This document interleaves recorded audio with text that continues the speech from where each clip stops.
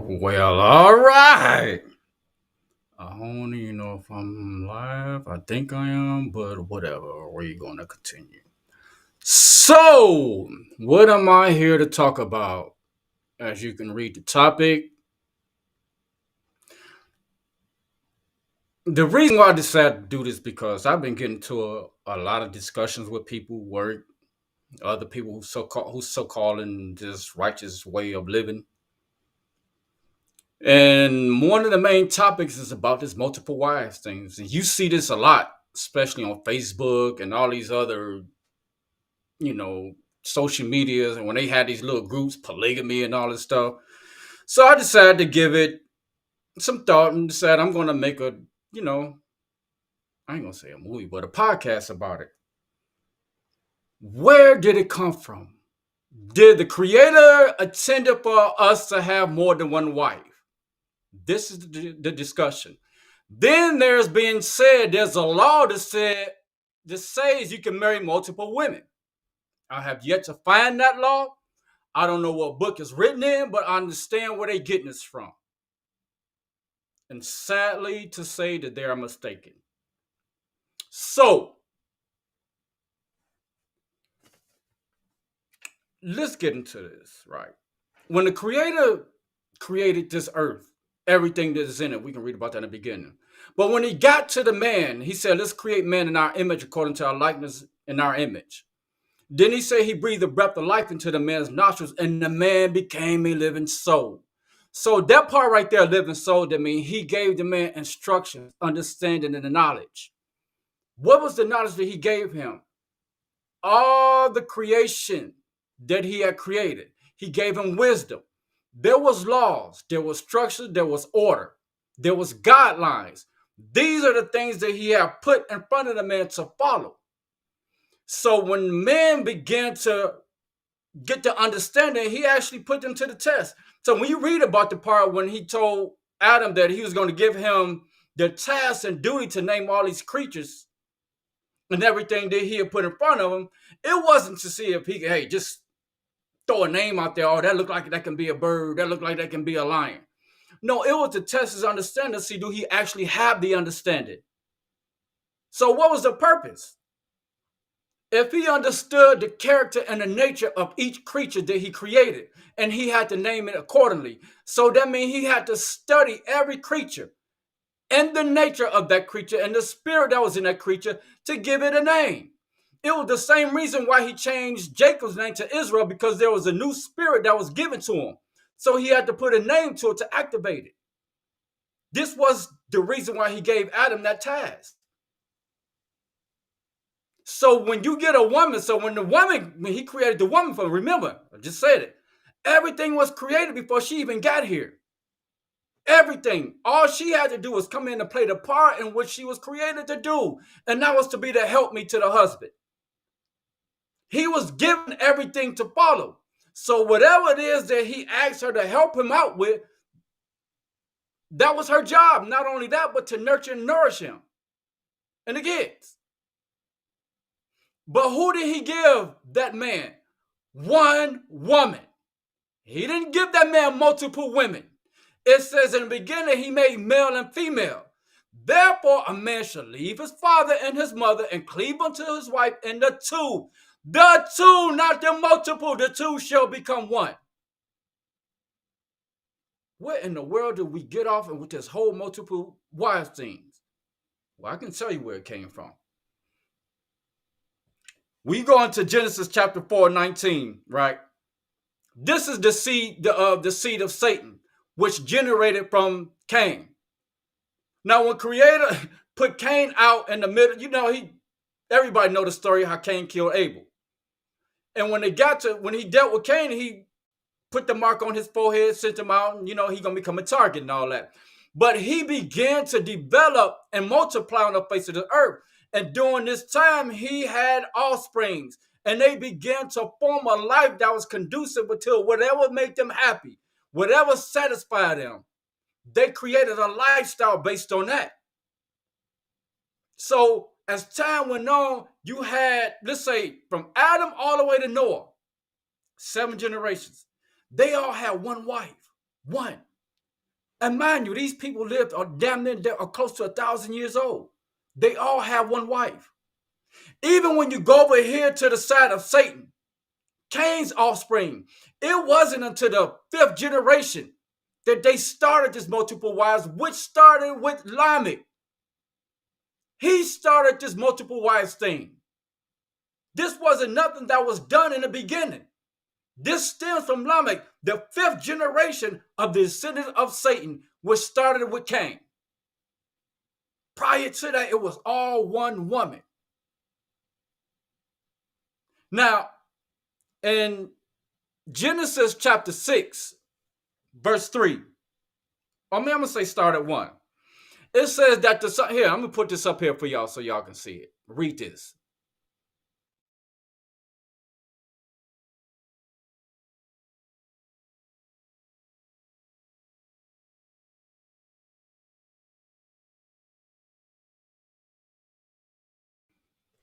Okay? Now, I'm going to go to the scriptures prior to that and listen to what it says.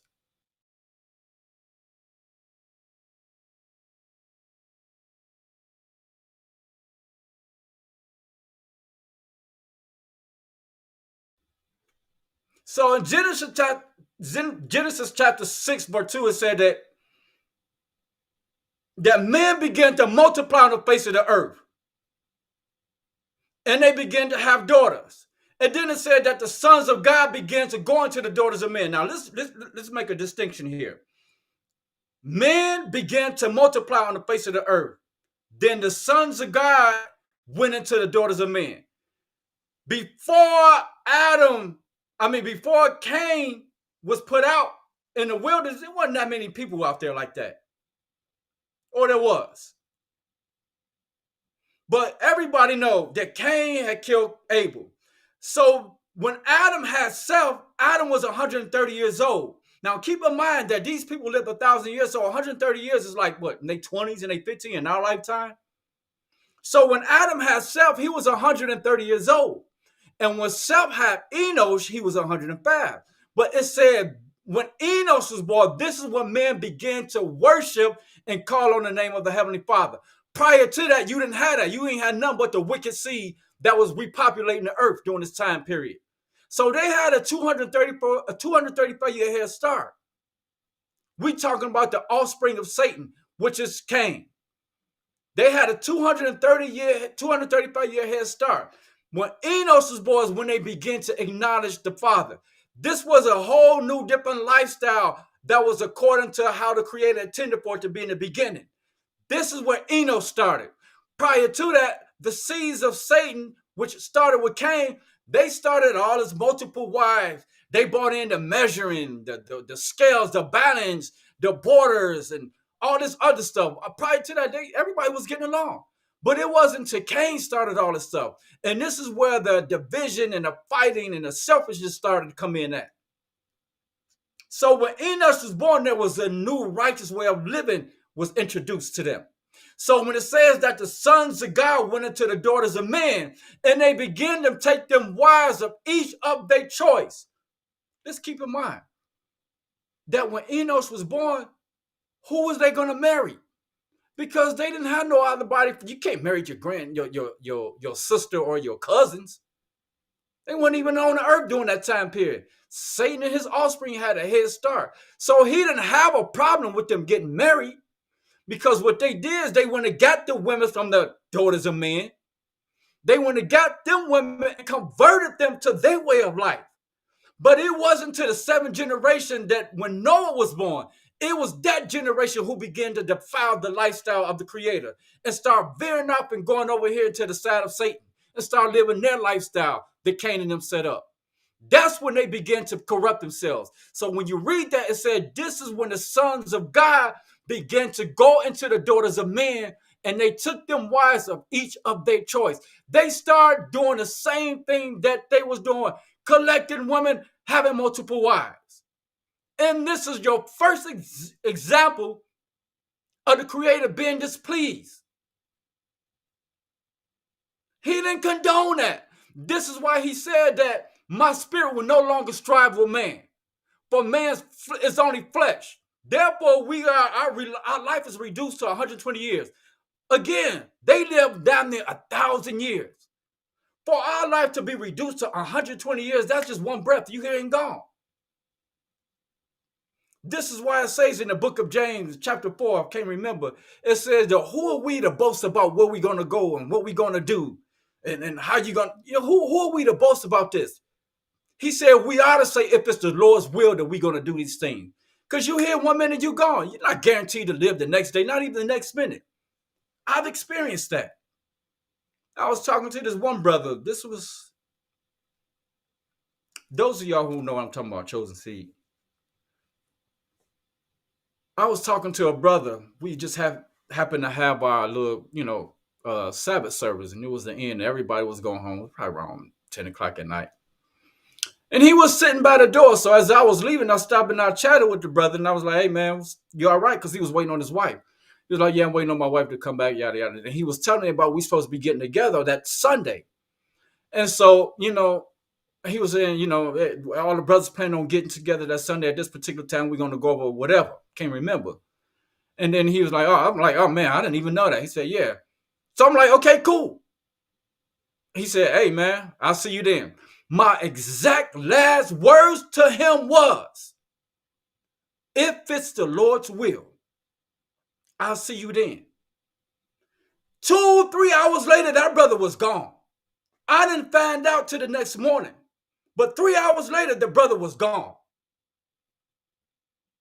Deceased. So what does that tell you? You hear one and you're gone the next. So he said, if it's the Lord's will that you can say you're going to see this person tomorrow, you're going to do this. Tomorrow's not guaranteed to nobody. So we run around here talking about multiple wives. My third and fourth each child. Who the hell got time for that? Only a sick person who's living in this lustful mind is considered about multiple women. I'm going to play this clip for y'all, and I want to show y'all the mindset of a lot of men. Oh, I'm sorry. I'm going to show y'all the mindset of a lot of men because we have this misunderstanding that just because the Creator allowed certain things to happen, that he condones it. That is not the case. Just because the Father allows certain things to happen doesn't mean he condones it. And this is the biggest mistake that we are making as men. And we caught up in our own understanding and we lose complete focus. If you even have focus at all. So you start coming up with your own desires or your own understanding so somebody can just go ahead and live the same lifestyle as you. It don't work like that. You want somebody to follow you and condone it? No. You have to, this is why it's created, said, I give understanding to those who I give understanding to. Everybody's not given understanding. So when you listen to people who trying to explain stuff to you, you have to understand what is written. Other than that, you'll be convinced of what they're talking about. And what they talk about is not what is written. Throw that out there. But I don't understand why this society here is so troubled by it. But let's go and deal with facts and not opinions, okay? The majority of the patriarchs in the Hebrew community, Hebrew Israelite community, and I'm talking about Abraham, Isaac, and Jacob. If you believe the Bible, then guess what? You're going to see them in the kingdom. They were all polygynous, and they all had more than one wife, with the exception of a few, like Isaac and stuff. So what people do is whenever they can't find anything biblically against it, they continue to keep their personal opinion and assertions, or I call logical fallacies. What people try to do is try to call it sin without saying it's sin. Because we all know, according to 1 John 3 and 4, that sin is the transgression of the law. So all we have to do is go to the law. And like I stated in a debate some time ago, when I was debating this guy who called himself a pastor, we can end this debate real quick, fast, and in a hurry. All you have to do is just show me one law that condemns it as sin, then the debate is over, you won, and that's it. But Okay, I just pointed out into Genesis chapter 6 and 1. Is where the Father actually disagreed when he said that the sons of God went into the daughters of men, took them wives of their choice. He wasn't agreeing with that. This is why he got pissed off and reduced our lives to pretty much nothing.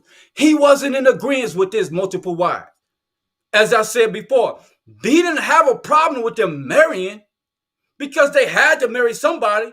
The righteous men took the daughters of men and brought them over to the lifestyle that they was living, that was that of the Creator. When you have other men who found it a lot more satisfying to live the life of the seed of Satan and marry multiple women, this is where things begin to get crazy. And he decided, okay, I'm going to shut your life short. 4 hours later, I still waited to hear it, and I didn't hear it. Never did hear it. And I often ask people who send me private messages, and Pastor Fox asking them the same thing.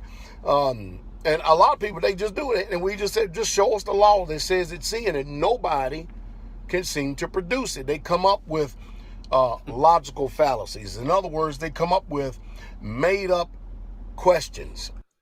Show me a law where it says we can marry multiple women. Anybody. You or any scholarly, biblical scholar, show me a law where it actually says that you can marry multiple women.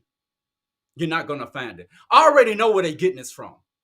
See, they have this whole misunderstanding that there's a law that says you can marry multiple women. There's not no law that says you can marry. Show me a law where it's actually saying you can marry multiple women. Anybody. You know, the Bible teaches foolish and unlearned questions avoid because they do gender strife.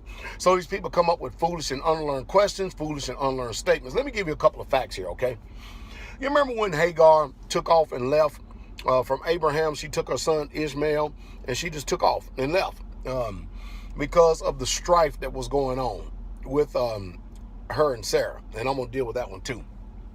What did God tell her to do? God told her to go right back. Now, mind you, God knew that Abraham had already had sex with Hagar and produced Ishmael, Abraham's firstborn son. And if polygyny was, or a man having more than one wife was so evil, why did God send Hagar back, knowing that she was going back in that type of lifestyle? People say, all right, so you know, he just somehow mysteriously left out the whole part and where he told her to go back, or who he told her to go back to. Oh, it just said go back. To who? He specifically told her to go back to your mistress Sarai under her hands. When before he even remember how he acknowledged her, he said, Hagar, Sarai's maid. He didn't say Hagar, hey, Hagar, Abraham's wife. Hagar, Sarai's maid. Then he instructed her to go back to Sarai under her control. He didn't say nothing about go back to Abraham, your husband. When Abraham got in, or when Sarai started complaining about, what was going on, because when she got pregnant, Hagar thought she was the main chick now. Look, I can give him something you can't give him.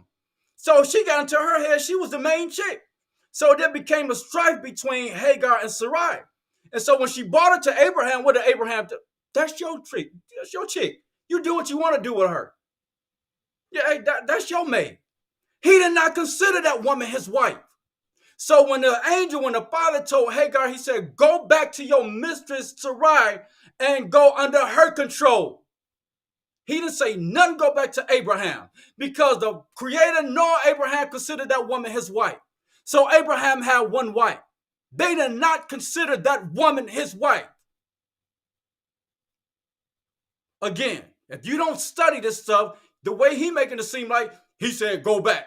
But he didn't tell you who he said to go back to. Go back. It says go back to your mistress Sarai. Under her control.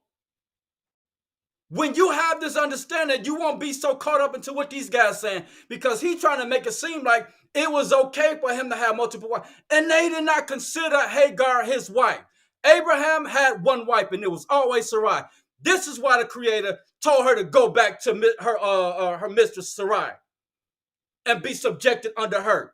Submit yourself to Sarai, your mistress, under her control. It didn't say nothing about go back, submit yourself to Abraham, because he did not consider that woman his wife. Abraham did not consider that woman his wife. This is why he told Sarai, you do what you want to do with her. It was just some booty for him. That's all Abraham did. It was just a piece of ass. He was 100 years old. He was still able to get it out. It worked. Who knows? Him and his wife was having. We don't know if they was having sex because she was up in age. He was 100. Yeah, free booty for me. Why not? He just took advantage of it. That's all that was to him. But that never considered him as his wife. This is the biggest mistake that these guys make when they read this. Hey, well, people who are in polygyny or polygamy have problems. No more than all this divorce and remarriage that we see taking place out here, and all this serial polygamy, divorce, remarriage, divorce, remarriage, divorce, remarriage, and all this unlawful dating. You see, I can clearly make the same statement.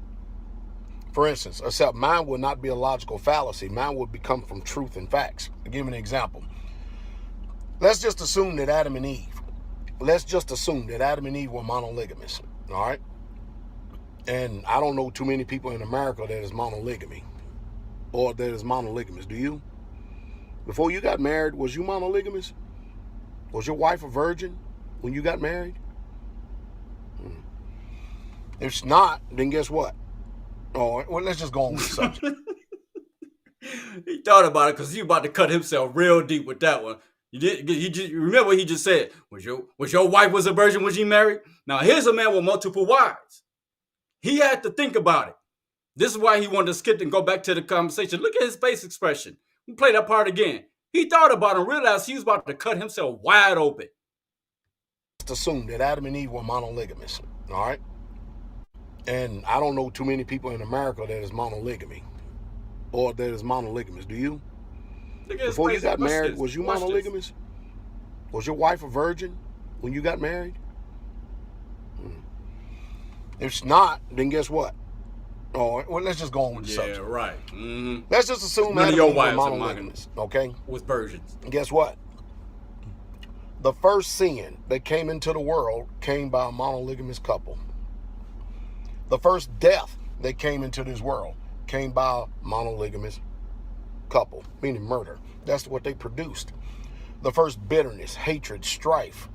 Matter of fact, sin actually entered into the world through monogamy. Now, I understand that people may get irritated and upset because I'm bringing forth these facts. Let me give you another example, okay?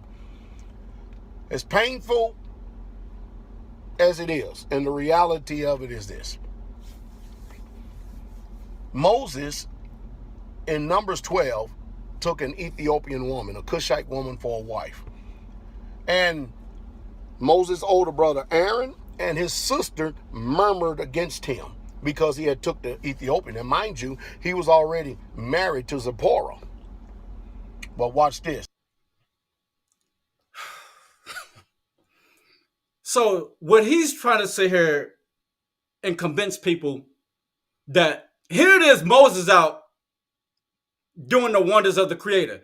You out here bringing on flies, you bringing on locusts, you bringing on frogs, you plunging the whole country into pitch black darkness, and you think marriage is on his mind? You have to have a sick understanding to really believe that Moses out here doing all this stuff and marriage is on another woman is on his mind. This is where his mind is at. See, this is the mindset of a whoremonger. You can only put your mind frame in that way of thinking. To think that you up here dealing with Pharaoh, frogs, flies, darkness, turning water into blood, and you think marriage is on Moses' mind. Let me give y'all the history behind this. We all understand how Moses became part of Pharaoh's household. When his daughter adopted him, she raised him up as her own. So Moses grew up under the household of the Pharaoh, the president. He understood the culture of the Egyptians, even though he was still an Israelite, a Hebrew. So when Moses had become of age, he wound up joining Pharaoh's army. But Pharaoh's daughter convinced him to allow Moses to be the general of his army because they was in a battle between the Egyptians. The Egyptians would always bring the fight to, I'm talking about the Egyptians, the Ethiopians. The Egyptians and the Ethiopians was in a battle. So the Ethiopians will always come to Egypt and fight with them. And they pretty much kicking the Egyptians behind. So when Pharaoh's daughter convinced her dad to let Moses be the general of her army, Moses did things that was different than what his previous generals did.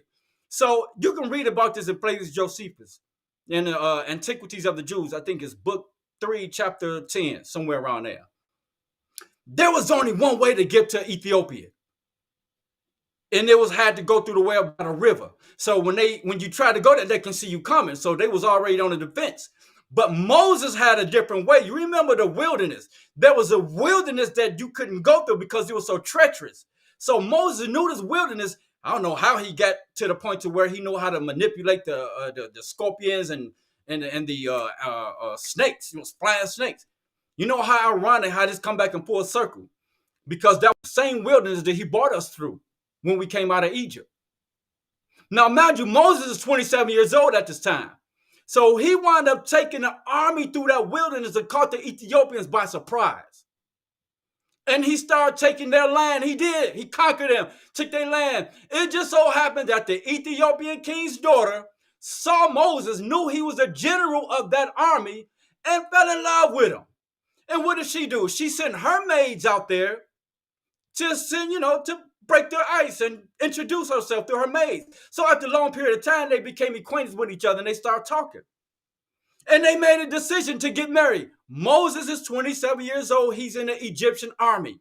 He have not been introduced to the burning bush yet.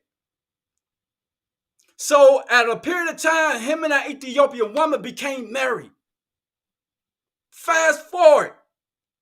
When Moses was out and he saw how the Egyptian taskmaster was whipping his brothers, the Hebrew slaves, what did he do? He killed the taskmaster, Egyptian taskmaster, and buried him. So happened one of the Hebrew slaves saw him. What did they say? You tend to kill us too. Who made you rule over us? One Moses say, oh man, these guys know about this. So he had to abruptly leave. He couldn't go home and tell his wife, hey, I killed somebody, so I might have to. No, he just abruptly left. So over a period of time, when Moses was introduced to the burning bush, what the Creator say? That whole generation died off. Here's what I want you to do. I want you to go back and do such. So when it got to a point, now this is when Moses is already there and he's bringing on all these plagues. This can be where Moses and Aaron and Miriam got into this argument or debate about him marrying an Ethiopian woman. It could have been. This is just my thought, that the conversation came about because maybe Moses got curious and wanted to know if his wife was still alive. Remember, he had to abruptly leave.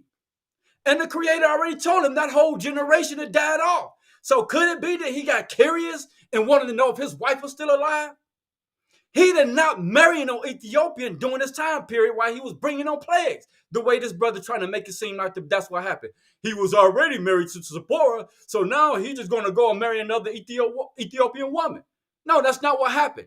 Moses was already married. Way before he was introduced to the burning bush, he was already married to this Ethiopian woman, and he had to abruptly leave.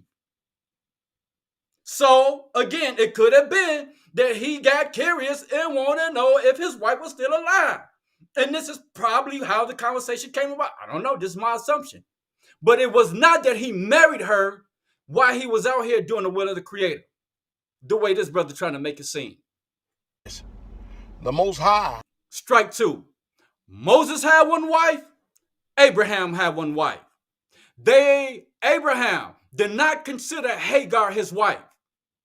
The Creator who sent Hagar back to Sarai, he didn't consider her his wife. This is why he said, go back and submit yourself under the control of your mistress Hagar.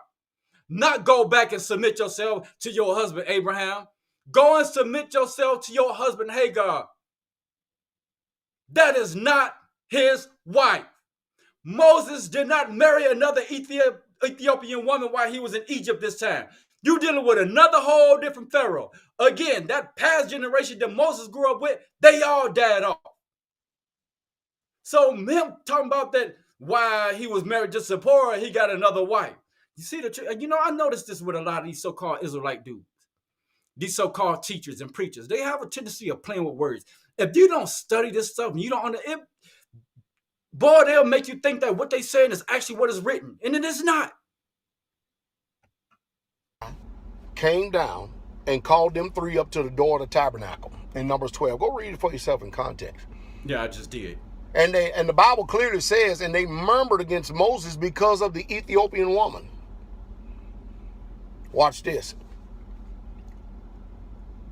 After Yah got finished speaking to all three of them, and he said, you mean to tell me that you people wasn't afraid to speak against my servant Moses? In other words, Yah is saying, I know everything about this man. Remember I told you, him and him alone do I speak to face. But you, I'm going to reveal myself to you in visions and dreams if you are my people or prophet. All right? So Yah departed, and guess what he did? He smote Miriam with leprosy, shut her outside the camp, and Moses had to plead to the Most High for Miriam's condition that he would restore her back into the camp. Mind you, all because Moses took a second wife. Look what y'all's judgment was in that. No, Moses did not take no second wife. Moses was never married to no two women at the same time. Okay, I just broke it down to you. Moses had married this Ethiopian woman way before he was introduced to the burning bush. Way before he was introduced to the Creator. He was 27 years old when he married this Ethiopian woman.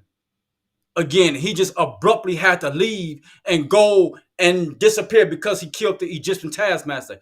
He was not married to that Ethiopian. He did not marry no Ethiopian woman while he in the process of delivering flies, frogs, turning water into blood,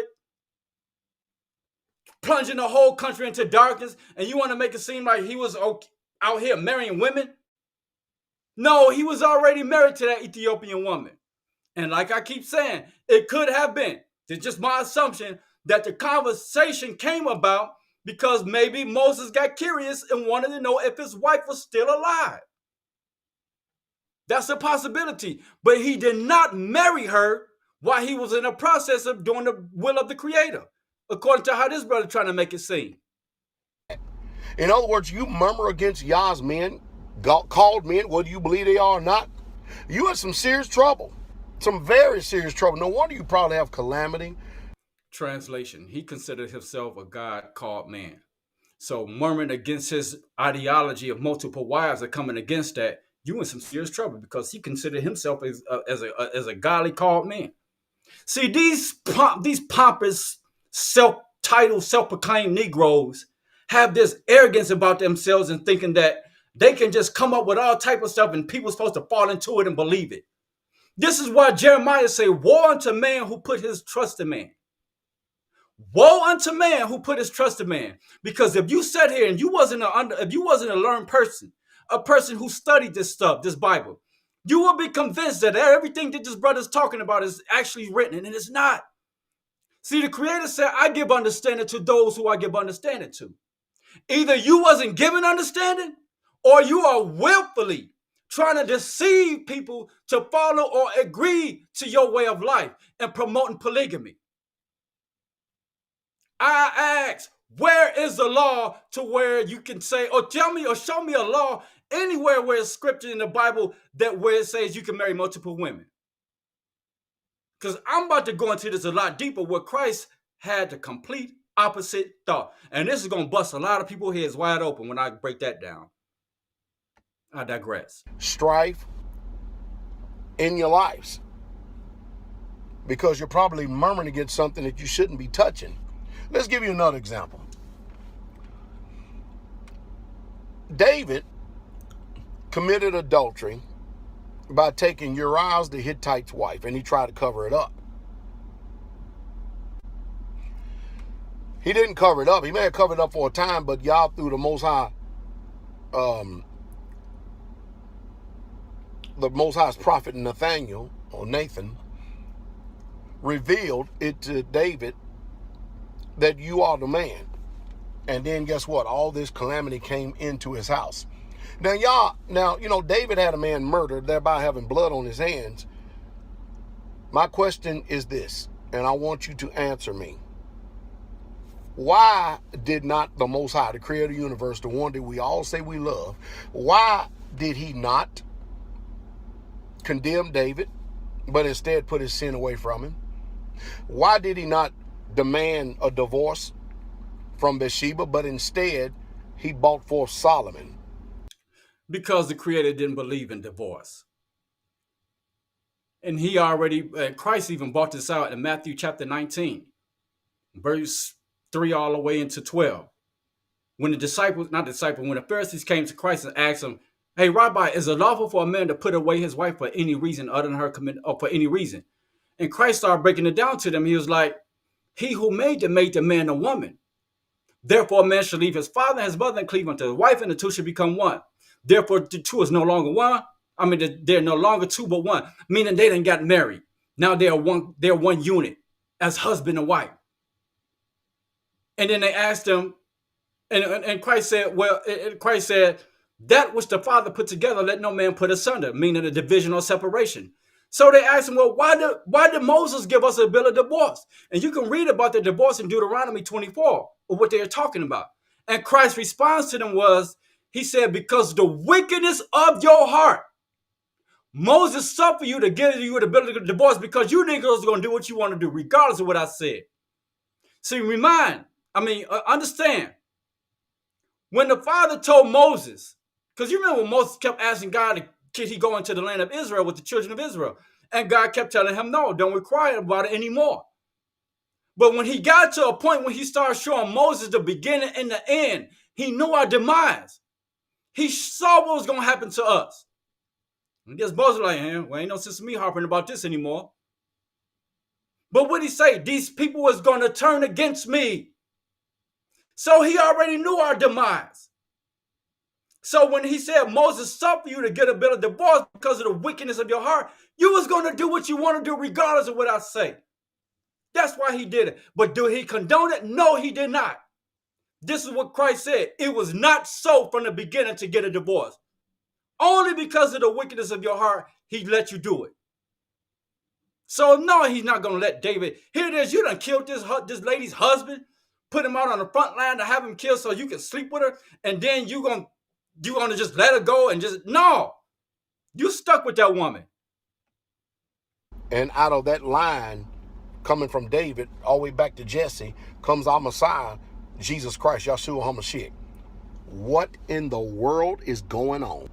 See, most of you are under strong delusion to assume and believe that he's going to change his program to suit you because you have a Western mindset and you live in a Western society that deals after Western philosophy, coming from the history of the Romans and the Greeks, who have this uncanny ability to be able to steal all the glory of antiquities, including his history, and repackage and present it as if everything in this world and this earth originated with them. That's much to be desired, isn't it? David talked about that the musical instruments is a delight of men, but when you go look behind that word musical instruments, you'll find out that the delights of the sons of men are wives and more wives. In other words, just because your translation, especially in the New Testament, says a English word one, you need to go back and look behind that word, or the word own as presented in 1 Corinthians 7. Go look behind that English word that's presented to you. Okay, now he's talking about a bunch of crap. So, I just broke it down to y'all how Moses became, well, the ideology that Moses was married to another woman. He was not. I just broke it down to you. Moses was already married to the Ethiopian woman way before he was introduced to the burning bush. And remember, when he killed the Egyptian taskmaster, he had to abruptly leave. He had to go. He couldn't go back and tell his Ethiopian wife. Moses still an Egyptian. He couldn't go back and tell his Ethiopian wife what he did. He had to leave because he knew that they was going to kill him. If they'd have called him, "Who are you to kill one of our people? You a Hebrew. How dare you?" So he had to run. So when the Creator introduced himself through the burning bush, he was given a task to go and deliver the children of Israel out of Egypt. But what did he say? That whole generation died off. So when Moses and Aaron and Miriam started discussing the conversation about him marrying an Ethiopian woman, well, we don't know why that conversation started. I just gave you an idea, probably because Moses wanted to know, or probably got curious, if his wife was still alive, because that whole generation died off, and he probably wanted to go see. That's just my idea. But no, he did not marry another woman while he's out bringing about the plagues. That is not what happened. Moses had one wife. Technically, yeah, he was married to an Ethiopian woman, but she probably was dead. He don't know. Abraham, married to one wife, Sarai. He did not consider Hagar his wife. This is why he told Sarai, that's your maid. You do what you want to do with her. And this is why the Creator told her, Hagar, go back and submit yourself to your mistress Hagar under her control, because they did not consider Hagar Abraham's wife. He didn't say go back and submit yourself to your husband Abraham. Submit yourself to your mistress Hagar under her control. He said he just told her to go back. See, the problem is that, like I said this before, we have this misunderstanding that just because the father allows certain things to happen, that he condones it, and he don't. Let's get into Jacob. Jacob married multiple women. We wasn't like these men was out looking for women like we're doing today. We're out looking for multiple wives. This is not how they became with multiple wives. The women pushed that on them. How did Moses get multiple? How did Jacob become a man with multiple women? His desire was for Rachel. He thought, knowing how Jacob was, he think he was going to circumvent the laws of the land and think he's just going to skip steps and go into the woman that he want, which is Rachel. But when the time came for him to get married, whatever celebration they had, I don't know, maybe he must have been drunk. But when he woke up, he was laying right next to Leah. That's not what he wanted. What did he tell? Hey man, you tricked me. I asked for Rachel. You giving me Leah. I don't want her. What did Laban say? It is not custom for us to marry the oldest before marry the youngest before the oldest. Am I saying that right? Yeah.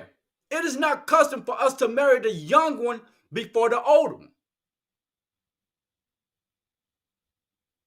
So he had to wait another whole 7 years for the woman that he wanted. This is why he wound up with multiple wives. He never wanted Leah. He always wanted Rachel. So this is not a situation to where he was going out hunting women to marry and claim that these are my wives. These situation was thrust upon these men. Sarai thrust Hagar upon Abraham. He wasn't looking for no woman at 100 years old. If he wanted another woman, he would have did that in his early age. This man down there, 100-something years old, you think he went around looking for another woman?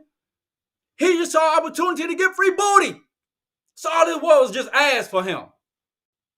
He took advantage of it and slept with Hagar.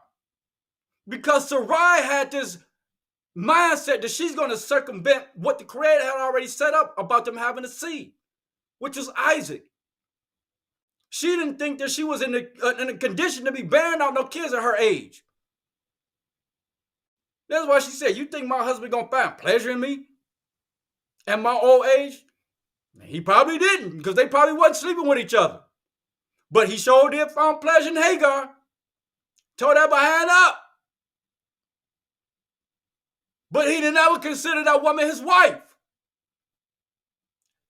Abraham had one wife.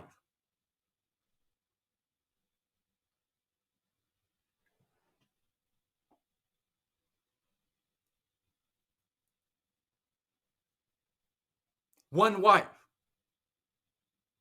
They did not consider Hagar his wife. Moses, one wife.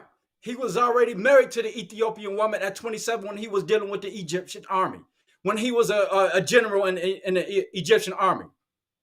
He married that woman way before he was introduced to the burning bush. So when he married Zipporah, he had been let go of that Ethiopian. He didn't know if she was dead or alive.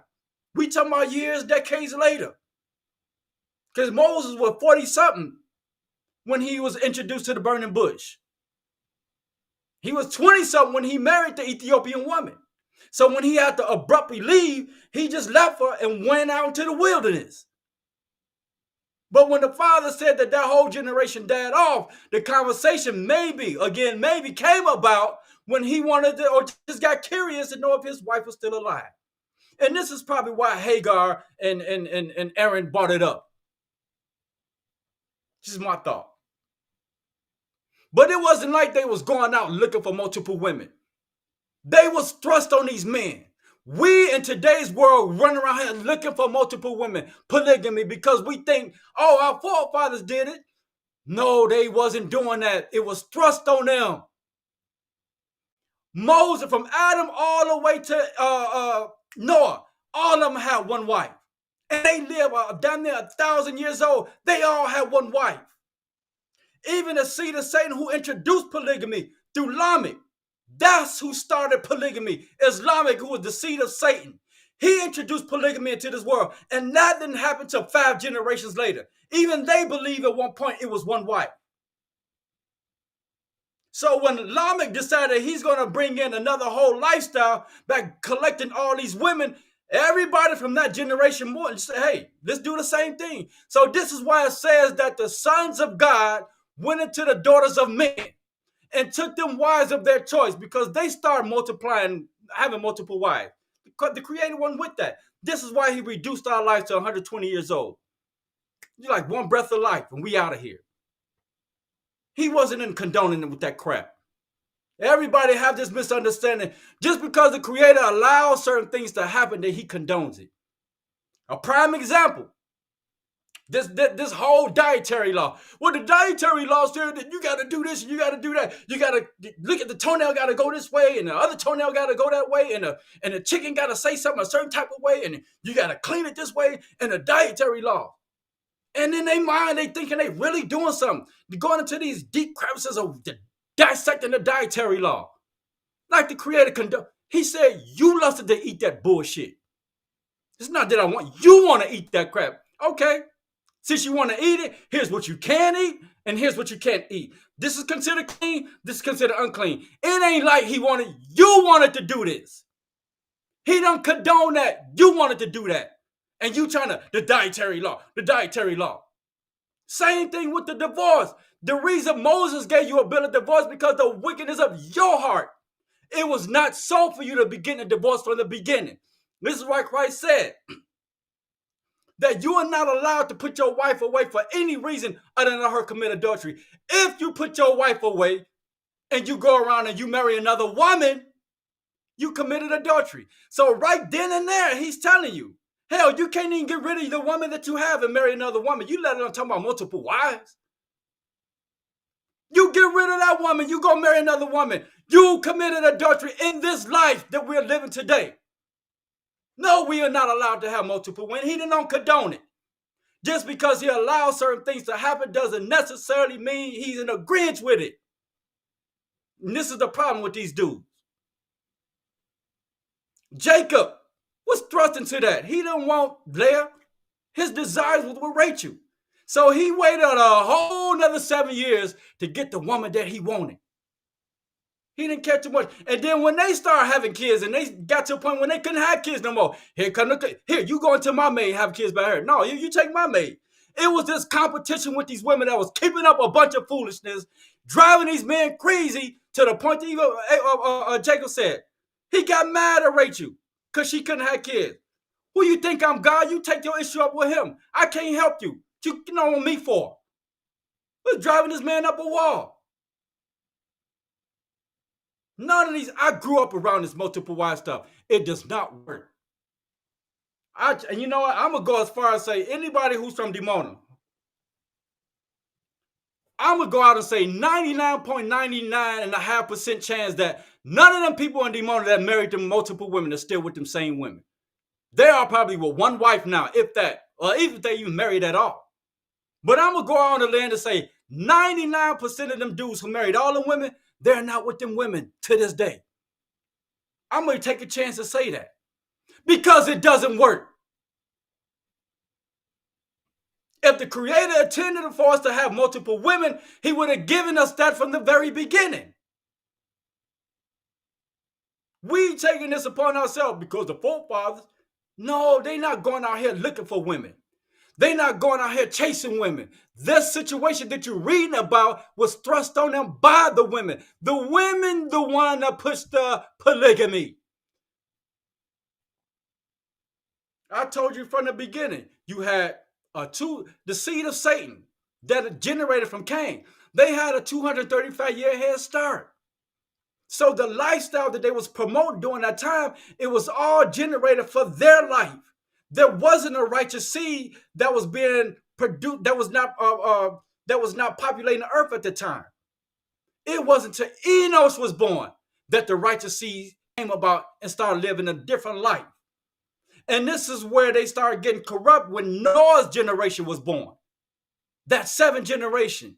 And this is why he got upset. He said that the sons of God went into the daughters of Satan, this man, and took them wives of their choice. They started doing the same thing that Cain and them and that generation was doing, marrying multiple women.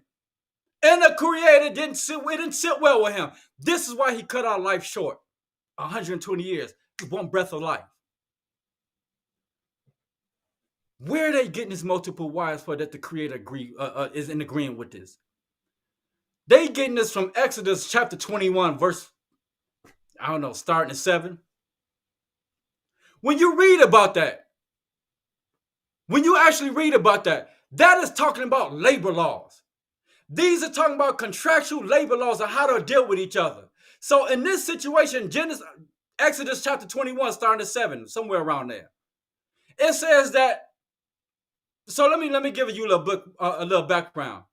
When the children of Israel started going into their own land, you had 12 tribes. Every tribe had their own land, their own city. So after everybody got settled, it got to a point, say, if I'm from the tribe of Levi, and I wanted to go and work under the tribe of Zebulun. Okay, I'm going over there, I want to work. I found a guy that'll give me a job. So the law was, as a man, if I go and I'm working in the tribe of Zebulun, I can work there, but on the 7th year, he had to release me. Whatever contract we made, you had to release me from that contract after 7 years. I'm no longer bound. But if I came in with a woman, when it's time for her to leave, I could leave with my wife. But if I didn't come in with a woman, and then he gave me somebody to marry, and if I wanted to leave, I had to leave my wife and children with him. That was the law. But it says that the woman cannot go and come as the man do. Why? Because the women always had to have a covering over them. Why? Because you will have slick talk tonguing like this dude who will come up to her and probably try to tuck all her panties. So there always had to be a covering over her, a male. It wasn't to predict to how most of y'all take this to rule over her. It was just to protect her from lustful men. So she always had to have a covering. So this is why the law said that women cannot come and go as men do. So when the father bought the daughter to whoever this guy was that she wanted to work for, there was an agreement. And then the agreement says that if the woman wasn't pleased, or the dude who she was working for wasn't pleased with her, then for some reason they started getting engaged. So if they, for some reason, she started working for him, and then they became engaged. This is not marriage. This is engagement. Betrothed. They became engaged. And it says that if you decided that this woman is no longer desirable, or if she don't find you desirable, that you want to marry her anymore, it says that you are responsible. Give your son a chance to see if he want to get engaged with her. If he don't want to get engaged with her, give another Israelite brother a chance to get engaged with her. But he said, if you take on another woman, you're still responsible of maintaining a roof over her head, clothes on her back, and food. And people taking this as this is mean you can marry multiple wives. This was an engagement. This is why he said that if none of these three things work, you have to let it go. See what Christ said, you are not allowed to get a bill of divorce. You are not allowed to divorce your wife. So how is it on one end you can divorce her, but on this end, you can let her go? Because this was a contractual labor law that had nothing to do with multiple wives. You promised this woman that you was going to marry her and you didn't. So by you wasting her time, you still have to pay for her food, her clothes, and her shelter. You still was responsible for providing her for this. This was a situation where she was living with this dude, and they decided to agree to marry each other, to get engaged. Now, suppose the role flipped. You engage with a woman, but she's still staying with her father.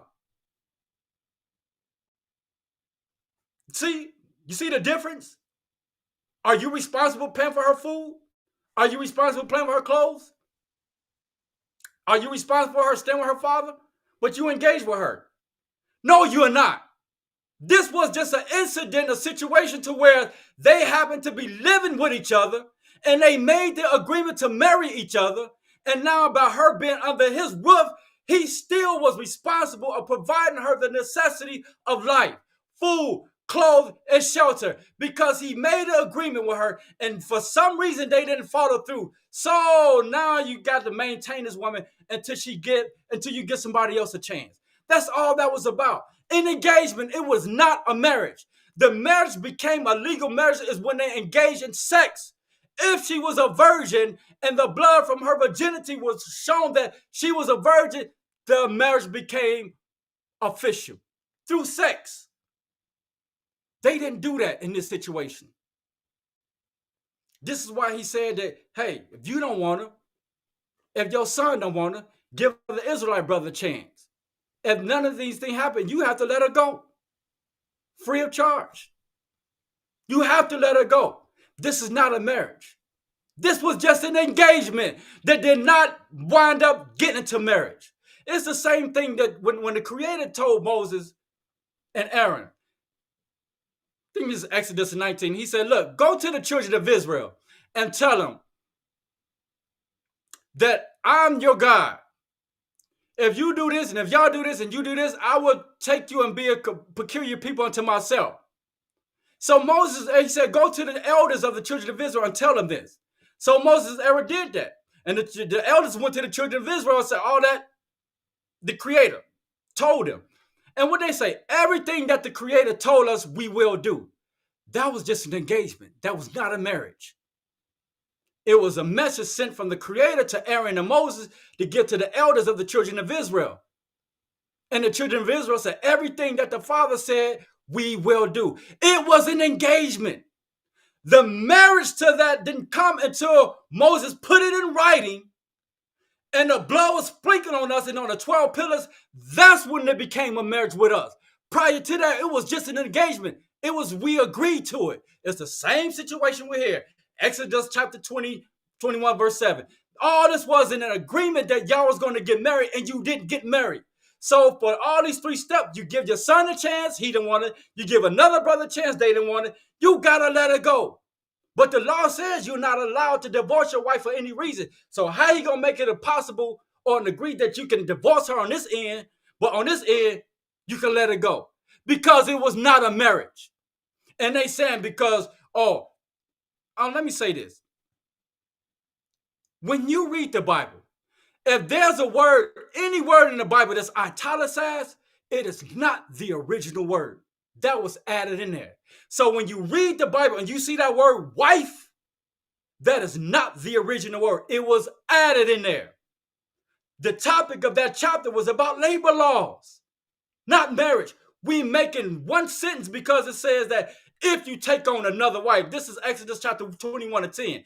If you take on another wife, you are to maintain the responsible of keeping a roof over her head, keeping clothes on her back, and putting food on her table. They taking this as this is an indication you having two wives. No, it says that if you decide not to marry this other woman, which you agreed to, and you decide to go marry this woman, you still responsible for taking care of the woman you promised you was going to marry, but you didn't. You ain't about to sit and waste her time. You're not about to waste her time. You're responsible and maintaining her until she get somebody else. Now, if this was on the other foot, when you was engaged with another woman who was staying with her father, are you still responsible for paying for her clothes? She living with her father, but you engaged with this woman. This Exodus 21 to 7, just a coincidence of two people, a lady came and she was working for this dude. They fell in love. She just happened to be under his roof at this time. That's all I was. She just happened to be under his roof. So by her being under his roof, he's responsible of maintaining her lifestyle. Well, not her lifestyle, but the necessity of life. That's not, you don't have to do that if you engage with a sister and she's staying with her father, because her father's providing her with food. Her father's providing her with clothes. Her father's providing her with shelter. But I'm engaged with her. So that don't apply with me if I marry. Now, if I decide not to marry that woman who's staying with her father, I'm going to see another woman that I want to marry. I don't have no multiple wives. I never married this woman. We just agreed to get engaged, but we didn't marry each other because marriage became official when it was brought in through sex. You had to be a virgin. The woman had to be a virgin. That's the only time marriage became legal. See, we out here running around here, laying up with all these women and swapping coochies and dicks. All we doing. We're just circulating coochies and dicks with each other. You marry this woman for 4 years or 5 years, you get tired of her, you go to marry somebody else. She married somebody for 5 or 6 years and she go marry somebody else. We just rotating, just swapping coochies and dick. We in this big old sexual, I don't know what you call it, entanglement of coochie and dick swapping. That's all this is. And we run out my Ishah. See, the Creator, this is why he said in Genesis chapter 6 and 32. Whosoever commits adultery with a woman lack understanding.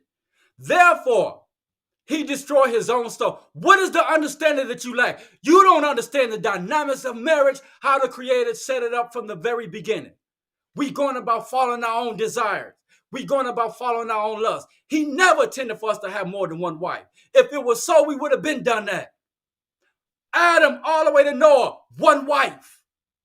7 generations, one wife. Even the seeds of Satan, which came through Cain, all the way to the 5th generation, one wife.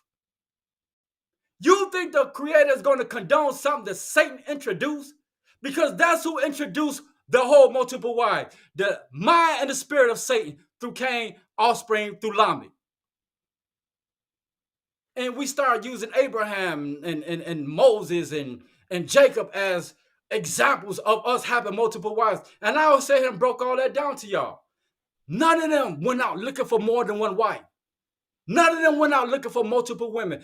Those situations was thrust upon them by the women. We just some sick, horny ass Negroes that's trying to get out wet. That's all that crap is. And for you Negroes who got this Isaiah chapter, what is it? 41, in that day, 7 women should take hold of one woman. Ooh, boy. First of all, it said that 7 women should take hold of one man. It tells you who the man that was talking. It was talking about Yeshua was going to take away their reproach. We ain't nobody on this damn earth, especially us. Your black asses ain't no goddamn condition to be taking nobody. You can't even take your own reproach away, let alone a woman. Sit your asses down and shut up with that bullshit. You can't take your own reproach away. It said that Christ is going to take that reproach away. Not you. It said the 7 women should take hold of one woman. Oh, God. Again, this is why this is why Jeremiah said, woe unto man who put their trust in man. Because you listen to these people who trying to convince you that multiple wives is something that the Creator condoned, and you leading yourself straight down to the pits of hell. Just by listening to, because you don't understand this. The dynamics of marriage. How the Creator intended for us to live from the inception of man and woman, husband and wife.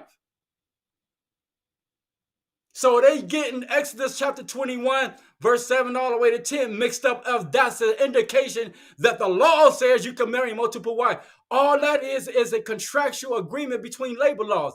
It just so happened that these two fell in love while she was under his roof because her father brought her to this guy to work for him. And they just happened to fall in love with each other. And they agreed to get married. But somewhere, somehow, the marriage didn't fall through. So the agreement was, since you wasted this lady's time, you still responsible of providing her the necessity of providing food, clothes, and shelter. If your son don't want to get engaged with her, if another Israelite brother don't want to get engaged with her, you got to let her go. Does that sound like a very man? You married to her and you just gonna let her go? Or she can leave? No, you married to her. How is it that the creator gonna sit here and tell you that, if you marry you hold on. You married, so if she was married and he's telling you to give your son a chance, so you about to pass your wife down to your son. I'm just listening to the logic. You're gonna pass your wife down to your son. Oh, if your son don't want her, then you got to give another Israelite brother a chance to marry your wife. Just listen to the logic, what they're trying to convince you. Because this is what it said. If your son don't want, but it says that if I take on another wife, again, that word wife, italicized, was not the original word. So they getting, Genesis, Exodus 21:10 mixed up as to mean that you can be married to multiple women. No, it is not. That's just an engagement. I just broke down to you. I gave you an example with the engagement with the children of Israel. When the Creator told Moses and Aaron, go to the elders, to the children of Israel, and tell them, hey, look, this is what, if you do this, I'll be a God unto y'all, and y'all gonna be my people. Moses and Aaron went to the elders, hey, this is what the Creator said. So the elders went to the children of Israel and told them what Moses said, what the Creator said, and the children of Israel said, everything that the Father said, we will do. That was just an engagement. The marriage between us and the Creator came about when Moses put everything that we agreed to in writing, sprinkled us with the blood, put the blood on the 12 pillars. Then we became married to the law. Prior to that, it was just an engagement in Exodus 19. That's all that was. But when he put it in writing and sprinkled the blood, we was in the marriage. When you marry a woman of virginity and you got the blood from her, kept the evidence that she was a virgin by keeping the blood, it shows that you was married to her. You see that? That's how that goes. In this situation, Exodus chapter 21, verse 7, verse 10, no, they never got married because they never had sex. They never nullified, they never got confirmed or made the marriage legal because they never got sex. This is why she was free to go. It is not what they're trying to make you to believe. Now, we talking about multiple wives here. I want y'all to listen to what Christ said. When Christ was out teaching the children, and his disciples was with him. This is Matthew chapter 19, starting at 3. And the Pharisees came up to him and said, hey, Rabbi, is it lawful for a man to put away his wife? And Christ started explaining to them, like, he who made them man and woman. Therefore, a man is not allowed to put away his wife for any reasons for other than her commit adultery. That's later on. But he said that he who made them man and woman. And that a man should leave his father and his mother and cleave unto his wife, and the two should become one. The two, not the multiple, but the two shall become one. And he said that which the Father put together, that union that the Creator put together, let nobody or anyone for that matter come and put a separation asunder, which means a separation or a division between y'all. I don't care who he claimed he is or who she. Women, keep your single mothers out your relationship. Keep your sisters out your relationship. Keep your miserable friends out your relationship. Do not allow anybody to come and put a separation and a division between y'all. This was the law that Christ, Yeshua, put out. I digress. So when he said that a man should leave his father and his mother and cleave unto his wife, and the two shall become one. And the Pharisees came and said, well, why did Moses give us a bill of divorce? And Christ started explaining to them. He said, look, The reason Moses allowed y'all to get a bill of divorce is because of the wickedness of your heart. You wicked Negroes, wicked Negroes, you were going to do what you want to do regardless of what I said. So yeah, he suffered you to get a divorce. Remember, I brought this out early. He told Moses, I seen these people. They're going to rebel against me. He already knew our demise. Hey, so Moses suffered y'all to get a bill of divorce, but he said it was not so from the beginning. So Christ wound up going into details about this. He said that if a man put away his wife for any reason for her other than her committing adultery, and then if you run around and marry another woman, the woman that you land up with committed adultery, and the wife that you put away, if she wound up sleeping with somebody, they committed adultery. Here it is, this entanglement of dingling and coochie swapping. He said, if she and you marry another one, both of y'all committed adultery. What is the punishment of adultery? Death. So he broke it down to you are not allowed to put your wife away for any reason. So when the disciples heard this, they was like, I want y'all to listen to this.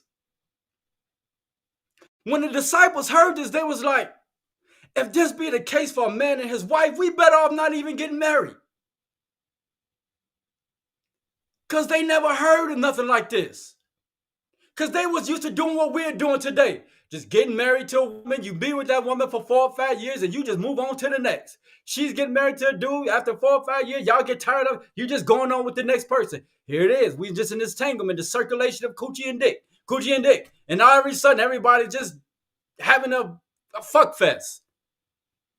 And Christ broke it down to how it's supposed to be from the inception of man and wife, or man and woman, and how to establish the understanding of relationship from the beginning. He brought it to them, and when they heard this is when they said, if this be the case for a man and his wife, we better off not getting married. This is what the disciples said. I want y'all to listen to the response that Christ made. Listen to this. You talking about multiple wives. This is what Christ said. He said, what I'm about to say is not meant for every man. Every man is not going to get this. What I'm about to say, those who understand what I'm going to say, they're going to get it. It's not meant for every man. He said that there was those who was born eunuchs from their mother's womb. This is Christ speaking now. He said there was those who became eunuchs by other men. Then he said there was those who made themselves eunuchs for the kingdom of heaven's sake. So for those of you who don't know what a eunuch is a man with no private part, a dickless dude. Put it plain and simple. There was those who were made eunuchs from their mother's womb. There was those who became eunuchs by other men. There was those who made themselves eunuchs for the kingdom of heaven's sake. When you read about in Revelations, I think chapter 2 and 3, when it says that the 144,000 that's going to rule along with Christ, they was virgins, these are those who have not defiled themselves with women. It's these eunuchs. It ain't nothing else. It is these eunuchs who have not defiled themselves with women. These are those who's going to rule the kingdom with Christ. The rest of us, we just shit out of luck. Going back to the breakdown. When Christ said this, he was responding to the disciples when they said, we better off not getting married. Christ said that there was those who became eunuchs from their mother's womb. There was those who became eunuchs by other men. And there was those who made themselves eunuchs for the kingdom of heaven's sake. Then he said it again. That those who have understanding of what I'm talking about, they're going to get it.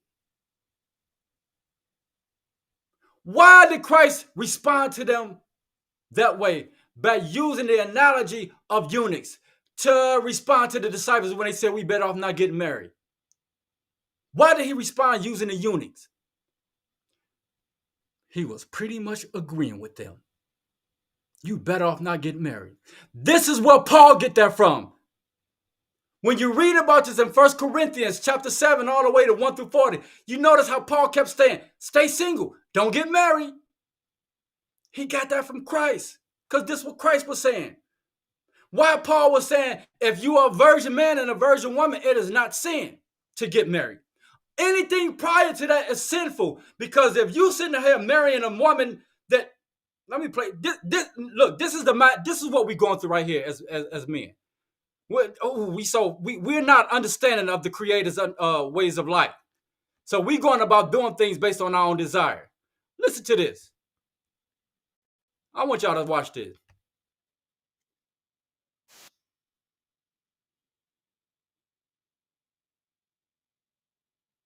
Oh, I'm sorry. Oh, oh, that, baby. I'm gonna play it. Oh, give me. Hey, motherfucker, y'all motherfuckers tearing that pussy up. You right now. Y'all got children in the room, please. Suck the soul out. Oh, I ain't got nothing else. Going again? Shit, we gonna run that train again. Alright, man, enough's enough. It's my girl now, alright? Ain't gonna be none of that fucking sucking, none of that. I love her. I just proposed to her. What? We all just did our thing, like Nigga, I was then. Now it's now. That was 10 minutes, whenever. She good now, man. I love you. You gonna marry me? This is you multiple wives All right. having Negroes. I'm gonna let it play Good again. luck. Oh, good luck, bro. Good luck. Okay. You What? know I did Oh, that, baby. Oh, give me. Hey, motherfucker, y'all motherfuckers tearing that pussy up. You right now. get my son, girl. Do your thing, man. Suck the soul out. Oh, I ain't got nothing else. Going again? Shit, we gonna run that train again. Alright, man, enough's enough. It's my girl now, alright? Ain't gonna be none of that fucking sucking, none of that. I love her. We just I did just our thing. proposed to her. We What? all just did our thing, like Nigga, I was then. Now it's now. That was 10 minutes, whenever. She good now, man. I love you. You gonna marry me? Alright. This is what the life that we're living. And you run around here talking about multiple wives, and this is what every last one of you that marry, this is what they'd have been through. No telling how many men your wives were sleeping with. My bad. You don't know how many your wife been passed around to God knows how many men. And you that dude, I love her. This is my wife. But you collecting women, you multiple wives. Man, I'm going to tell you how stupid and sick we are. I grew up in Dimona, in Israel. And we was in that multiple wife stuff. You will have, literally, we sick in the head. This is why the Creator said the whole head is sick. From the head to the toe, from the oldest to the youngest. We just sick. You have people who live right next door to each other that have been married for 20, 15 years. Get a divorce from her husband and marry the dude right next door to her. This is what we was doing over there. The stupidest that y'all think about this like we just stupid. We don't have no understanding at all. We just live a life based on our own desires. Literally, you a divorce a husband who's standing right there, live not even 2 feet, 2 steps away from you, and you're gonna marry the dude right next door. You've been married to this guy for 20, 15 years. You get a divorce from him, now you're gonna marry the guy next door. Just sick. So this video that I just played is a prime example of what we be doing. And you multiple wives having niggas, this exactly what you're dealing with. The woman that you land up with been all around the goddamn neighborhood, if not the city. But here you come, that's my wife. I love her. All that other stuff, this is my wife. My Isha, my wife number 3, number 2. And she done been with Tom, Harry, Dick, and Balls, and anybody else. And here you come settling down with her. But the man who took her virginity is her husband. This is why Paul said that if a virgin man and a virgin woman come together and marry, it is not sin. But Paul was always indicating stay single. I just broke it down to you earlier when Christ was saying, giving you the analogy about the eunuchs, because Christ was agreeing to stay single. When he gave the analogy, when he was responding to the disciples, when the disciples said, we better off not getting married. So Christ was breaking it down to them about the eunuchs, was in agreement with him. And this is where Paul get that from 1 Corinthians chapter 7, 1 all the way to 40. Paul will always say, if you are single, don't get married. But if you can contain yourself, okay, get married. But if a virgin man and a virgin woman come along and get married, it's not sin because they have not been defiled with other men and women. But even with them, he was saying, if you marry, the problem with that is that you're going to be subjected to whatever it is your significant other, you're going to be subjected or satisfying them because their satisfaction comes from the desires of this world. If you marry a woman, you're going to be bowed down and trying to please your woman, and her satisfaction becomes from the things of this world. And who the earth was given over to in Job 9:24? Satan. This is why Christ was saying that, because he understood the earth was given over to the hands of Satan. Nothing good is going to come out of this. Nothing good is going to come out of it. That's why he was saying, stay single. This is why Paul was saying, stay single. If you marry somebody, they're going to be subjected to the ways of this world. Remember what it says in James. If you are a friend of this world, you are an enemy unto the Creator. Paul understood this. He understood what Christ was saying, that when he gave the analogy about the eunuchs, to stay single, because, let me say this. You remember in the beginning when Satan was conversating with Eve, right? And it got to a point when she said that she started breaking down everything that was taught to her by her husband. And Satan started, giving her a different outlook other than what she was taught. What did she say? This is a man to be desired to make one wise. This dude that she was talking to, this was not a snake. This was literally a man that she was talking to. She said that this is a man that she desired to make one wise. Remember, the Creator had to come down. And when he was passing out the punishment, what did he tell her? Hey, you're going to give, your punishment, Eve, is that you're going to give excruciating pain by giving childbirth. And not only that, he said that your seed is going to be battling with Satan's seed. This guy that you sitting here flirting with. And then he said, I don't care what your desire is going to be to the man that I gave you. And he's going to rule over you. Because the man that I gave you is well equipped to provide for you. The man that I gave you is well equipped to protect you. The man that I gave you is well equipped to guide you. Because the world that I created, I gave him dominion over it. He knows what's best for you. He knows what's good for you. So I don't care what your desires are to this man. The man that I gave you is going to rule over you. Because the man that you sitting here talking about, because he's good looking, he got game, he's talking good. This man is out to destroy your life and you don't even know it. So now the Creator had to come down and put the woman back in her place. People read that and think that's a curse. Because it said that your desire is going to be to the husband. No, that was just the Creator putting her back in her place. That's all that was. That is not a curse. That's something Adam was supposed to have done when she came with him with that bullshit. He was supposed to have put her back in her place, but he didn't, but he went along with it. The Creator had to come and do that. Fast forward, when the earth was given over to the hands of Satan, Job 9:24, it said that the woman was deceived, but the man wasn't. So when Satan was given rulership over this world, he understood something. To get to that man, he needed that woman. Remember what she said? This is a man that she desired to guide her and teach her. So when he was given dominion over the earth, he went back and recruited that woman. Remember what Christ told us? That union that God put together between us and our woman, don't let nobody come and put a division between y'all. We as men allow Satan to come and put a division between us and our women. So what you're seeing today is not your wife. It's not your daughter. It is not your mother. These are Satan's battle axe and weapons of war.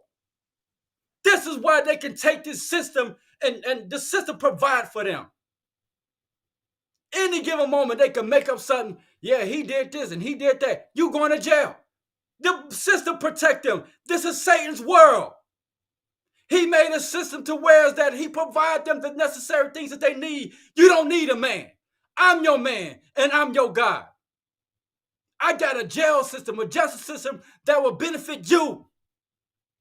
I got a system that will provide you with all the food, Section 8, anything you need. I'm going to give it to you. You don't need them. I'm your man. You remember, you said you desired me from the beginning. Here I am. These are not your wives. These are not your mothers. Satan went back and recruited that woman that she said in the beginning, this is a man to be desired and make one wise. He went back, recruited that woman, and now this is what you're seeing today. These women are ran by Satan. This is what Solomon said. Out of all the men, he found one, but woman none.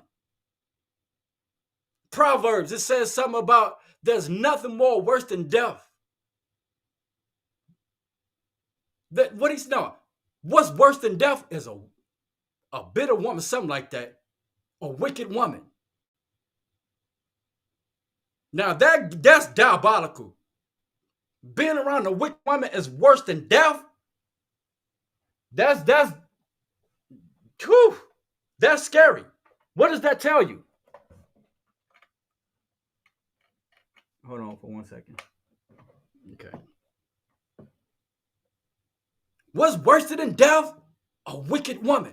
This is in Proverbs. Can't remember what chapter.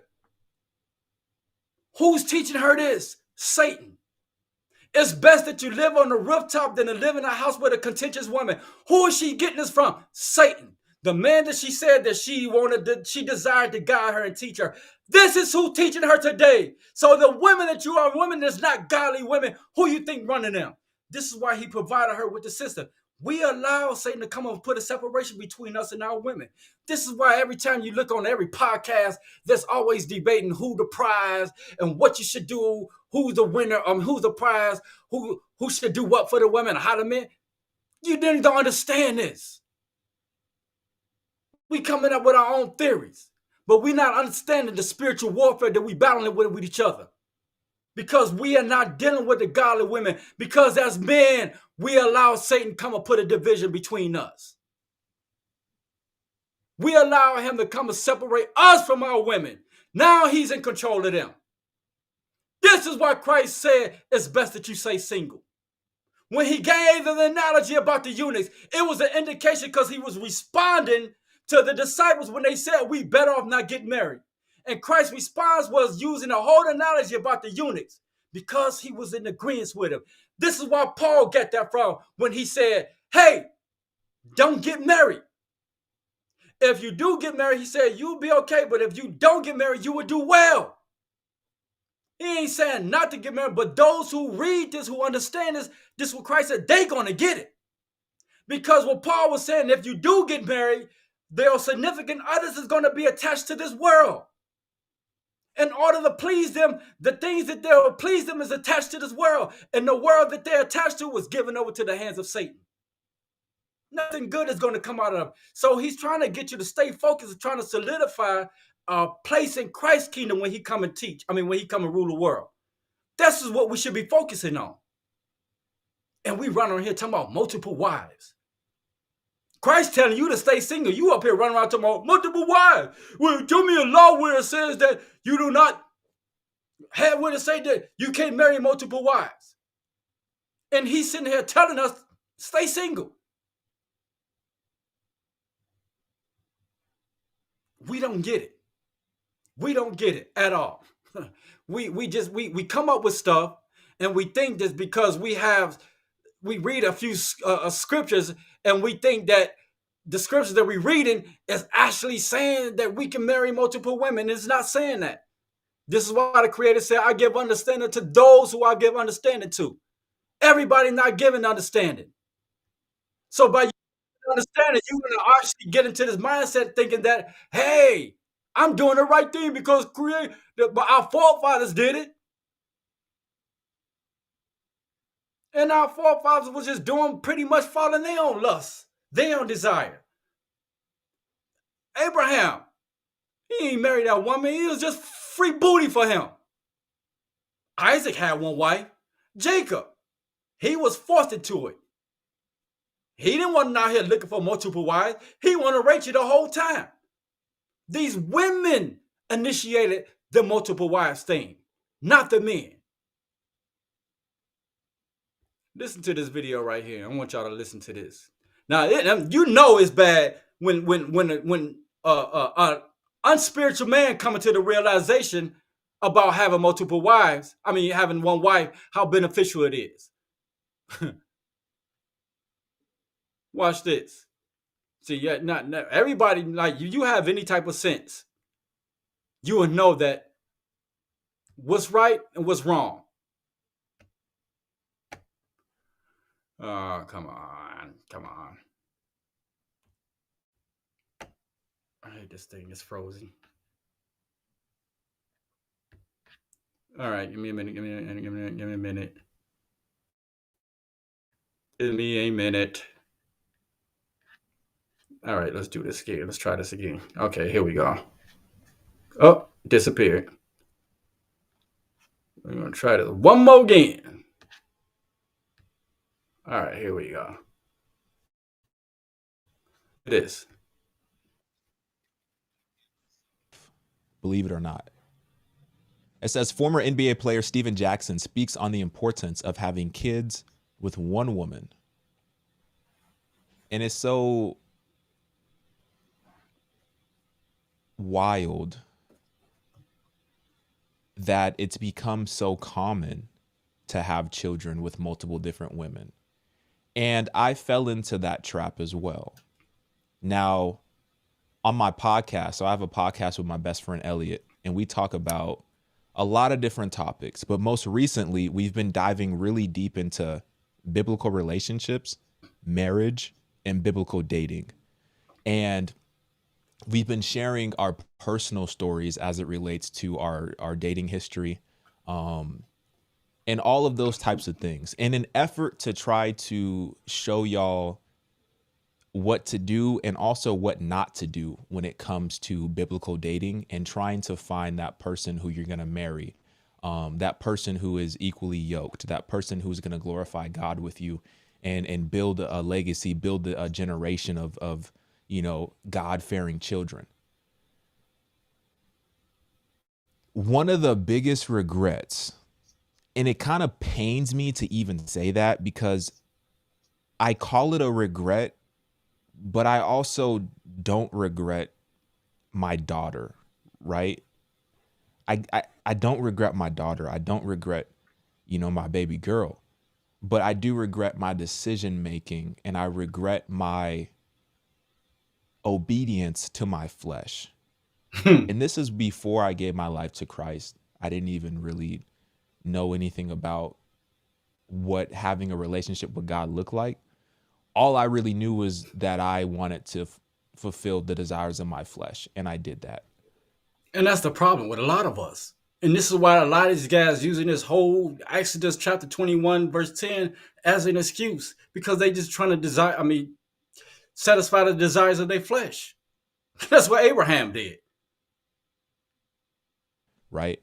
And now I'm in a situation where, I'm married and I have children with my wife, and, I also have one child with my ex, and it creates a dynamic. And I want to share that with you, and I want to show you some scriptures, and I really want to give y'all some wisdom, because I'm not going to sit here and act like I'm perfect just because I have a platform, right? I'm not going to sit here and act like I haven't made mistakes. And I think the number one thing that I could give to y'all is to talk about my mistakes so that y'all can learn from it and hopefully not do what I did. I don't want to sit here and ever act like I'm, perfect and I don't have, skeletons in my closet, because I do. So let's get into this video and then let's have a conversation. All right. I wouldn't be a real one if I didn't share this game with my little bros, my little homies out there. I wouldn't be a real one if I didn't share this game with y'all.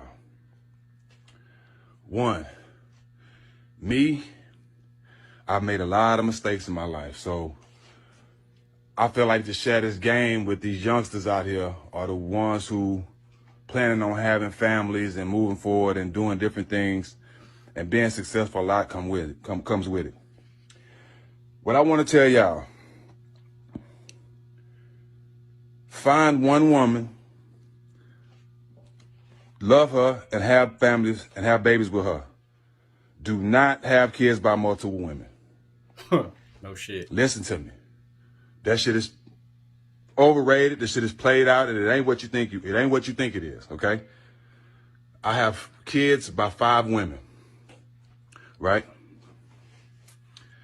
I take responsibility for laying down with them, making baby with them, making babies with them, and all that. I take full responsibility. You know what I'm saying? But 3 of them, I regret even knowing. What does this tell you? This is why the creator set it up the way he did. What does this tell you? You have I'm not gonna call this brother wicked, but you have a man of no understanding come to this realization. What does that tell you? Paid millions and millions and millions of dollars in child support. You dig what I'm saying? And still don't see my kids. At 42, my kids in high school and in college. But peep this out. I'm saying this to say, find one woman, love her, have kids with her, and build your family. Because having kids by multiple women can destroy your life. I've been having 3 out of my 5 trying to destroy my life since the beginning of time. You know what I'm saying? Like I said, I paid millions in child support and still don't see my kids. You know what I'm saying? I'm telling you this to tell you to be smarter, bro. Don't make the same mistakes I made. Find you one woman, love her, and have kids by her. Because having kids by multiple women can destroy your life, bro. Because a bitter baby mama ruins black men just as much as the police, or just as much as... Let me just say this. This is something that even you can read about this in the Bible. Every time we fuck up as men, we always try to put the blame on the women. We done fucked this shit up, even though he said he take responsibility, but now you trying to blame the women. Well, you should have thought about this before you stick your dick in them. Oh, it's the woman's fault. I just sat here and broke down to y'all early on when I just gave you the whole breakdown about how Eve was conversating with Satan, and she said this is a man to be desired and make one wise. It tells you what she was trying to get through, because he was telling her, hey, I can make you that bad bitch, that independent bitch, that boss bitch. You don't need a man. I can make you that type of woman. This is why she said this is a man to be desired to make one wise. So when the opportunity was given to Satan to rule the world, he went back and recruited that woman. And this is what you are dealing with today. But Christ told us from the very beginning when he put us together, don't you allow anybody to come and put a separation, division between y'all two. But we allow Satan to come and put a division between us and our women. And this is what you are dealing with today. This is why I said there's nothing better than death. What's better than death is a wicked woman. Better than death is a wicked woman. Who taught her that? The man she desired to teach her. It's best that you live on the rooftop than to live in a house with a contentious woman. Who taught her that? Satan, the man she desired to be with, to guide her, to teach her, who is teaching her and guiding her today. Because we didn't do what we supposed to do. Now we're trying to blame them. We caused all this. This is why Isaiah said, the whole earth turned upside down because of us. We fucked this up as men. Can't blame them for that. We screwed everything up. As anybody. It says that death was brought into the earth through the sin of one man. Notice it ain't blame the woman. Through the sin of one man, death was brought into the earth. Because we allow Satan to come and put a division between us. We didn't follow the guidelines the Creator set up for us to follow. Because they only follow what we do. We done destroyed our own nation. We are to blame for that. Now we want to blame the women for it. This is a common thing. Even you can read this throughout the Bible. Okay? They won't say that. And of course, women won't say that because it's majority of them. But fellas, we got to be smarter. Okay? We got to be smarter. I don't have problems with my kids' mothers unless they done ran out of money. And it's just facts, bro. It's just facts. But be smarter. Make a better decision. Don't be running around willy-nilly like I was doing and all that. And, try to find your relationship and stay in that one, bro, because I'm telling you, you have a life of pain and misery and unnecessary stress. And it ain't nothing you doing. It's the bitterness of another person. Okay? So continue to love your kids and do whatever. Even if you do have kids, love them just as you were in a great relationship with their mom. But if you don't have kids, bruh, take your time. Find you one woman, settle down and have kids and do it the right way. Because I'm telling you, the quickest way and the fastest way for a demise of a black man, especially a successful black man, is a bitter black woman. Truth hurts. You know what I'm saying? Brothers that's out here that ain't getting in trouble, that ain't selling drugs, what's ruining their lives? Opportunity and bitter black women. And that's just the truth. If you ain't doing nothing wrong, you ain't dealing with the police. So what else is ruining you? Opportunity and bitter black women. It's just the truth. I had to share this with my youngsters out there, man. Don't be nutting off. So I don't agree with everything that he's saying right there, but I do agree with the overarching message, which is to have children with one woman, Me too. ideally. All right. Uh-oh. I'm sorry. So, yeah, I mean, I'm in the same understanding. So, again, this was me trying to give y'all the understanding of this whole deception of multiple wives, polygamy. No, the Father do not condone it. He is not in agreement with it. We taking this as men upon ourselves because we looking at our forefathers who took it upon themselves. All they doing is satisfying their flesh. Like the brother said. That's what he was doing. Abraham, he just saw some ass. He wanted some ass. Sarai gave him a green light. And he just took advantage of it. But he didn't consider that woman his wife. Jacob, he wasn't trying to marry Leah. He wanted Rachel. It just so happened he was tricked. His own little wizardry and his foolishness came up and caught up with him. So he was tricked. When he woke up, he was laying next to Leah and realized that's not the woman that he actually worked 7 years for. So he wound up going to another woman. I mean, working for another 7 years for the woman he wants. But he wasn't out here chasing women. None of our forefathers did, except for that one dude that what's his name? That had Panina and I can't remember his name. That's the only chance he went out looking for multiple wives. The creator, again, just because the creator allows certain things to happen doesn't necessarily mean he condones it. Get that Exodus 21:7-10 out your head. That is not a law that's saying that you can get married. All that is, and I broke it down. All that was is a situation to where a young lady was taken to another city of Israelite brother, worked for this man. They decided to fall in love. They decided to get engaged, as we said in Israel in Hebrew. They decided to get a mikodeshi. Okay, somehow it didn't work out. So the law was, since this woman is under your roof and you decided whatever reason you don't want to marry her, you have to give somebody else a chance to want to possibly marry her. If that don't work, you have to let her go. They read in Exodus 21:10 because it said, if you take on another wife, you're still responsible. No, that's not what that's talking about. It just so happens she was staying with him. So if I was engaged with a woman that was staying with her father, who was paying for her food, who was paying for her clothes, who was keeping a roof over her over her head. But for whatever reason, we decided to call the engagement off. Am I obligated to keep paying for her food? Am I obligated to pay for her clothes and her shelter? She already staying with her dad. But we didn't go with the marriage. We called it off. This just an incident to where they just happened to be staying with each other. And he was providing these things for her already. So he had to keep doing it. You wasted this woman time.